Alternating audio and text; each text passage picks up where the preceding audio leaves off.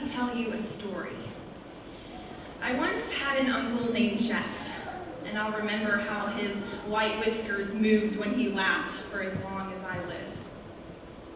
His tips of life were don't eat yellow snow and never forget Blue Boy in the Fifth, and I still to this day don't know what that last tip means. But it was really funny when he said it. We grew up together, but sadly I remember playing Candyland with him one night and then waking up in the morning to find him gone. The rest of my teen years, I knew Uncle Jeff as the drunkard wandering through the streets of downtown Knoxville, in and out of rehab centers, and then occasionally back at our house for the holidays. But I was always excited to see Uncle Jeff, sober or not, for one particular reason. It meant that we would have a good excuse to tell stories.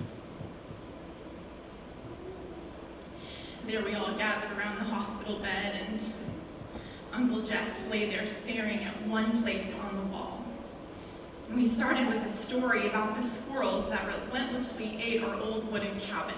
And the story came to the part where our in-laws came to visit our house, to Uncle Jeff shooting squirrels with a pellet gun in the backyard. At this part in the story, Jeff let out a breathy laugh. I looked around the room, and everyone was crying.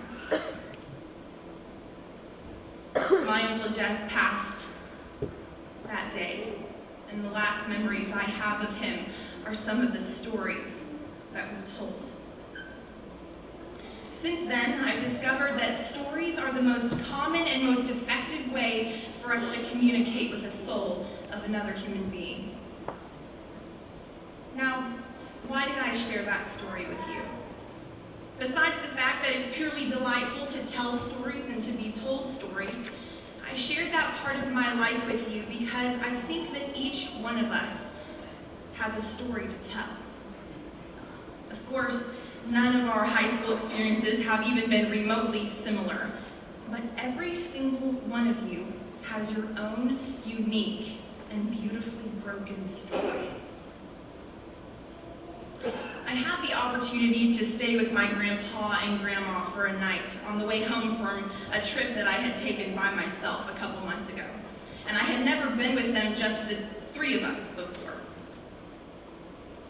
Grandpa put my plate of pot roast in the microwave and leaned up against the counter. He said, "How has your ACT, SAT stuff been going?" And I gave him the usual spiel about the annoying math section and the significance of each point. He let out a sigh and looked up at the ceiling. He said, "You know, I took the ACT a long time ago, but I don't remember what my score was." It was quiet for a couple moments, and then he opened the microwave and set the plate of food down on the counter. "You know, Jordan, I ended up at a great school with a great education. And I'm sure that you will too. Because you shouldn't worry too much about a score. You're smart and you're gifted." The next morning, Grandma and I were sitting alone in the dining room with stacks of blueberry pancakes in front of us. For a while, there was only the sound of our forks clinking against the china.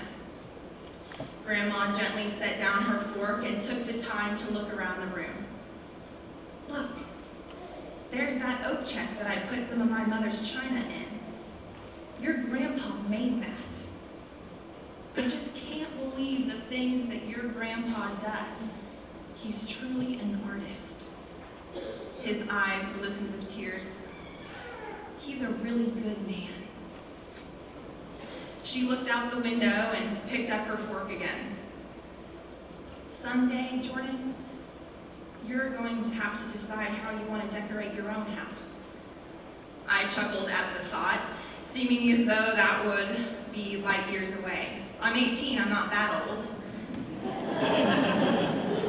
But then for some odd reason, in that moment my life flashed before my eyes. I realized that in just 5 years I could be married and settled in a home of my own with children on the way. I silently fought back tears as I watched Grandma set down her fork and glanced around the room again.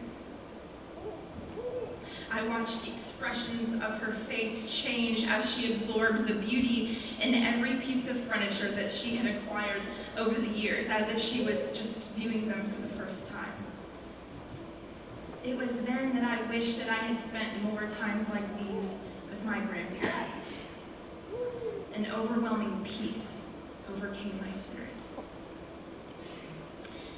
My grandparents have their stories, and so do I, and so do you.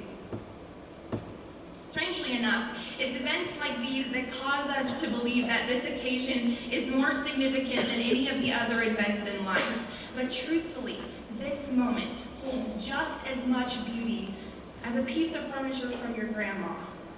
The look on your mom's face when she sees you for the first time in the morning.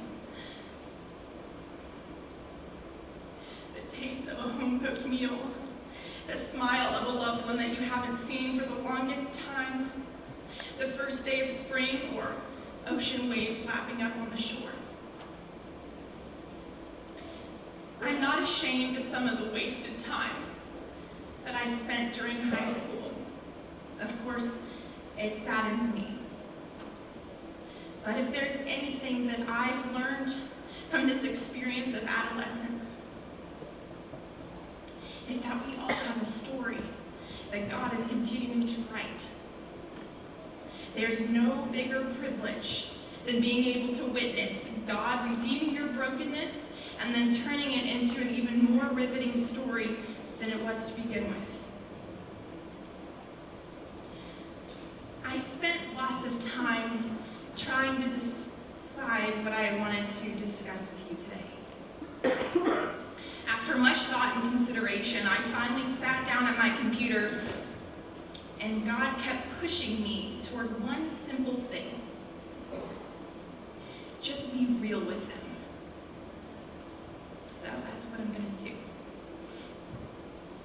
High school has been the hardest thing to walk through for me, ever. Countless moments of despair, nights where I lock myself in my closet and cry myself to sleep, running out the door, down the road, into the woods, hiding from my parents when they would sit me down for a talk, multiple temptations, lying, cheating, coveting, hiding, heart-numbing jealousy, heartbreak, rejection, believing the lies, and trying to fit in, seeking attention in the wrong places, and sadly, the list goes on. Now, maybe you've had a better experience than I have. I don't really know. But if I had the opportunity to go back and to change my story, and even just one little aspect, I would not dare.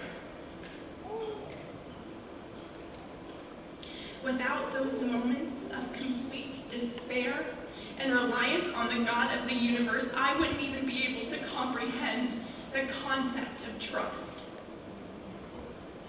Trust is more than just not caring. Trust is screaming out to God and saying, you can have this because I can't do this on my own. Trust is knowing in my heart, in my mind, and in my soul that the only reason I'm able to wake up in the morning is because when Jesus took my punishment on the cross, He looked at me and He said, no, let me have your shame, let me have your pain. And that's the God that we serve. The God that we always can trust. So, fellow students of 2016, let's trust Him during this transition and trust Him for the rest of our lives. Because there will never be a day when we are not just as dependent on Him as we were the day before. When my Uncle Jeff passed on that cold December night, I was honored to sing him one last lullaby. He was unable to speak, but I looked into his eyes and I found a story.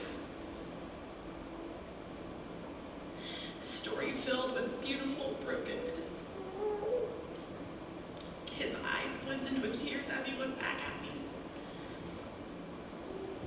And now he's alone with his daddy. And I'm sure that they tell stories all the time. God isn't finished writing our stories, and he never will be until we see him in glory. But until then, my brothers and sisters, I cannot wait to see what he's going to do in this next chapter. God wrote a book about you before you were born. The pages tell of your life and the lives that you were created to touch. You are unique, and so is your story. And it's one of the author's favorite reads.